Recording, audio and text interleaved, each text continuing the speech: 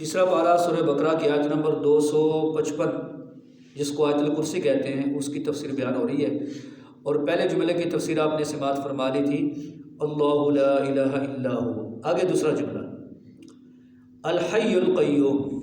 اچھا یہاں یہ بات سمجھیں کہ جب ہم آیت الکرسی پڑھیں تو اگر لفظ ہو پر ہم وقف کریں گے اللہ لا الہ الا ہو، پھر پڑھیں گے الحی القیوم، اور اگر لفظ ہو پر وقف نہ کریں تو پھر آگے لفظ ہو جو ہے اس کو لام کے ساتھ ملائیں گے، اور ال کا جو حمزہ ہے اس کو نہیں پڑھیں گے، پھر پڑھیں گے هو الحی القیوم۔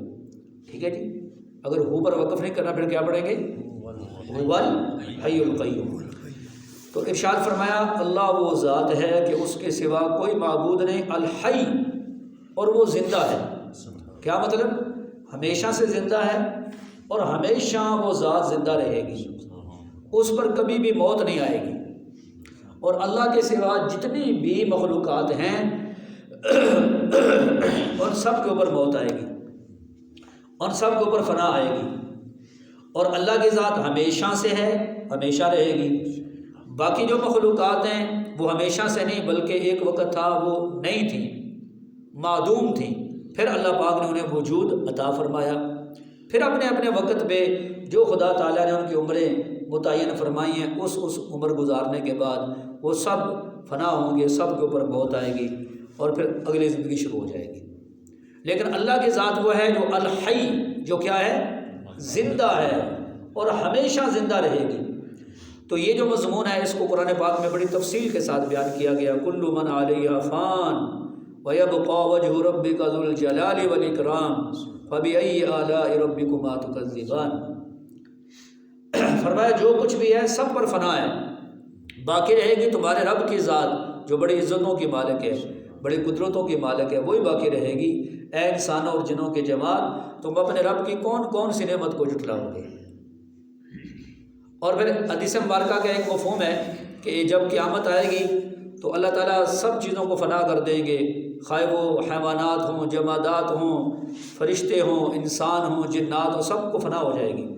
پھر اس کے بعد آخر میں جا کر جو حضرت اسرائیل علیہ السلام ہے جو روح قبض کرتے ہیں وہ رہ جائیں گے، تو اللہ تعالیٰ کی ذات ان سے پوچھے کہ اب کون زندہ ہے؟ تو وہ کہیں گے کہ یا اللہ آپ زندہ ہے اور میں، تو اللہ فرمائیں گے تم بھی اپنی روح قبض کر لو، تو وہ اپنی روح قبض کریں گے، ہیں جی۔ اور پھر اس کے بعد ایسی چیخ ماریں گے کہ اگر اس وقت انسان زندہ ہوں تو ان کی چیخ کی وجہ سے وہ مر جاتے ہیں، اور پھر وہ کہیں گے کہ کاش مجھے پتہ ہوتا کہ موت کی اتنی تکلیف ہوتی ہے تو میں اور لوگوں پر نرمی کرتا، ہے جی۔ اور اس کے بعد جب سب فنا ہو جائے گا، سناٹا ہو جائے گا، کچھ بھی نہیں ہوگا، تو اللہ تعالیٰ فرمائیں گے لمن الملک اليوم، آج کس کی بادشاہت ہے؟ این الجبارون این القہارون، کہاں کہ وہ دنیا میں بڑے بڑے اپنے آپ کو طاقتور سمجھنے والے، این المتکبرون، تکبر کرنے والے، بڑے بڑے اب بادشاہ، این الملوک، بادشاہ کہاں چلے گئے؟ کوئی بھی جواب نہیں دے گا۔ پھر بڑے عرصے کے بعد اللہ کی ذات خود ہی فرمائے گی للہ الواحد القہار، ہے جی۔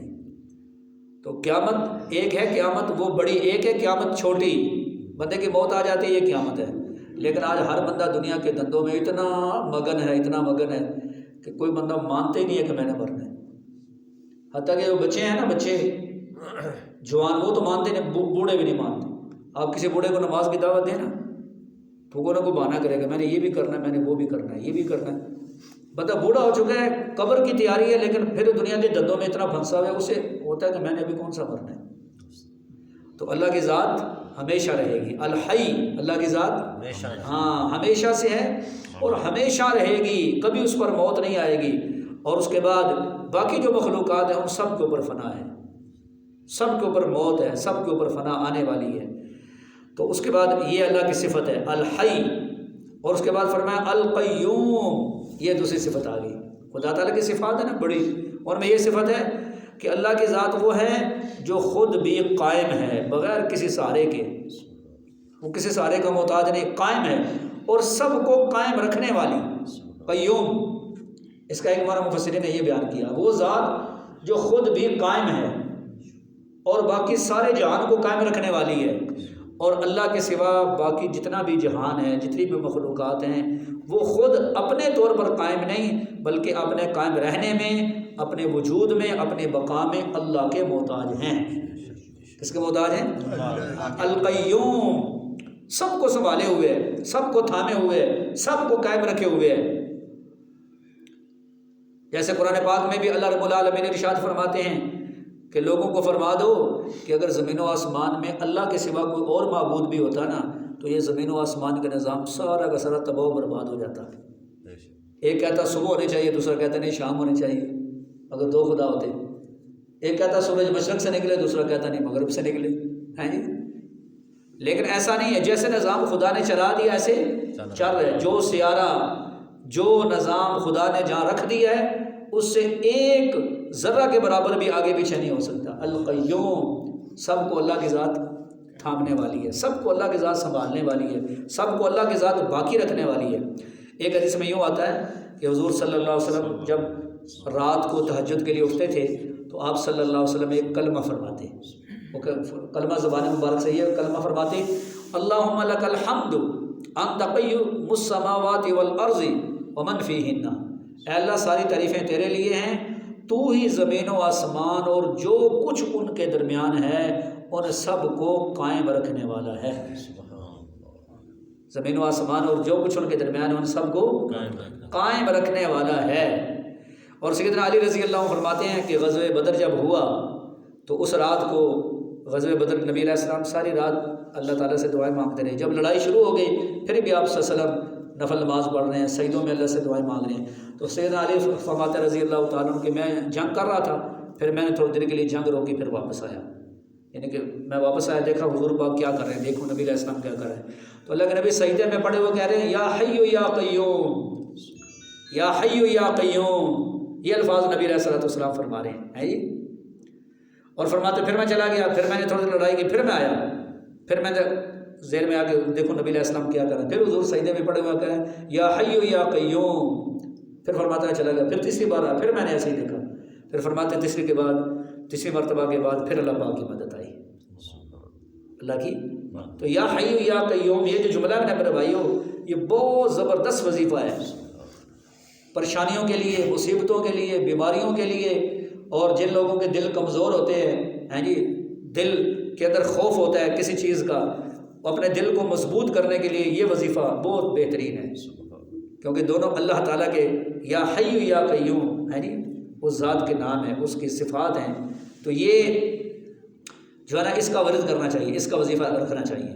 اور اس سے یہ بھی بات سمجھ آتی ہے ہمیں کہ جتنی بھی مخلوق ہے نا، ساری مخلوق وہ سب کے سب ہر معاملے میں اللہ کے محتاج ہیں۔ اگر اللہ تعالیٰ کی مدد نہ ہو، اگر اللہ تعالیٰ ان کو سنبھالے نہ تو کوئی چیز بھی قائم رہ سکتی نہیں ہے۔ اب دیکھو نا کئی دفعہ ایسے ہوتا ہے، زمین کتنی وزنی ہے، ایک بوری تو دور کی بات ہے، آدھی بوری بھی بندہ کہے نا کسی کو مٹی اٹھاؤ تو اس کے لیے مشکل ہو جاتا ہے، کتنی وزنی زمین ہے، لیکن اچانک یہ ہل جاتی ہے، زلزلہ برپا ہو جاتا ہے۔ سمندروں کا تو آپ دیکھیں کتنے کیا ان کا نظام ہے، لیکن اچانک کیا ہوتا ہے کہ وہ پانی باہر نکلنا شروع ہو جاتا ہے، آبادیوں اس میں تباہ ہو جاتی ہیں، غرق ہو جاتی ہیں۔ یہ اس وقت ہوتا ہے جب خدا تعالیٰ کی طرف سے اسے حکم ہوتا ہے۔ دنیا والے تو کہتے ہیں نا وہ جی زلزلہ آیا تو پلیٹیں ہل گئی زمین کی، یہ ہو گیا، فلاں ہو گیا، فلاں ہو گیا ہے جی، لیکن یہ ہمیں مسلمانوں کو یہ عقیدہ رکھنا چاہیے کہ ان کو ہلا دینے والی ذات کون ہے؟ اللہ کی۔ قائم رکھنے والی ذات کون ہے؟ ان کو سنبھالنے والی ذات کون ہے؟ اس حدیث میں آتا ہے نا کہ جب لوگ نافرمانیاں کرتے ہیں، گناہ کرتے ہیں، تو زمین، آسمان اور یہ سمندر یہ سارے اللہ کی بارگاہ میں کہتے ہیں یا اللہ ہمیں اجازت دو، ہمیں انہیں تباہ و برباد کر دیں، غرق کر دیں۔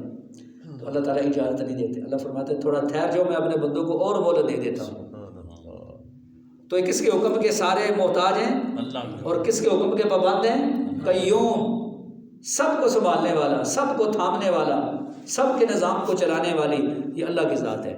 آج دنیا میں بہت سارے لوگ ایسے ہیں جو اسلام سے باہر ہیں، بعض لوگ وہ ہیں جو مسلمان تو ہیں لیکن ان کے اندر وہ ایسی بیماریاں پائی جاتی ہیں کہ وہ اللہ تعالیٰ معاف کرے کافر والی باتیں کرتے ہیں، ان لوگوں والی باتیں کرتے ہیں کہ نہیں جی یہ نظام جو چل رہا ہے اس کے پیچھے یہ وجہ ہے، وہ وجہ ہے، وہ وجہ ہے۔ ہم کہتے ہیں جو بھی وجہ ہو اس وجہ کے پیچھے اللہ کی ذات ہے، اس وجہ کے پیچھے کیا ہے؟ ہاں اللہ کی ذات ہے، یہ سارا نظام اس کے کنٹرول میں۔ اس وجہ سے دنیا میں ایسے بہت ساری چیزیں ہیں جو آج سائنس اتنی ترقی کر کے لیکن لوگوں کی ہاں وہ مہمہ بنی ہوئی ہیں، ابھی تک ان کا کوئی لوگ حل تلاش نہیں کر سکے۔ تو ہم کہتے ہیں یہ تو کچھ چیزیں ہیں، اللہ کی ذات کی حکومت بہت وسیع ہے، اس کی سلطنت بہت وسیع ہے، اس کی طاقت بھی بہت بڑی ہے، اس کی قدرت بھی بہت بڑی ہے، سب اللہ تعالیٰ کے کنٹرول میں ہے، کوئی اللہ کے کنٹرول سے باہر نہیں ہے، لہٰذا اسی کا سہارا لینا چاہیے، اس کے در پہ آنسو بہانے چاہیے، اس کے در کے اوپر جھکنا چاہیے اور اپنے ہر معاملے میں اس سے تعاون اور مدد کی درخواست کرنی چاہیے، کیونکہ اللہ کی ذات جس کے لیے ہو گئی اس کا کام بن گیا، اور جس کے اللہ کی ذات جس سے راضی نہ ہوئی یا اللہ کی مدد اس کے شامل حال نہ ہوئی تو یاد رکھو اس کا کوئی کام بھی بن نہیں سکتا، نہ دنیا کا کام بن سکتا ہے نہ آخرت کا کام بن سکتا ہے۔ تو الحی وہ ذات جو ہمیشہ سے زندہ ہے اور ہمیشہ زندہ رہے گی، القیوم اور سب کو تھامنے والی ذات ہے۔ اللہ تعالیٰ ہمیں عمل کی توفیق عطا فرمائے۔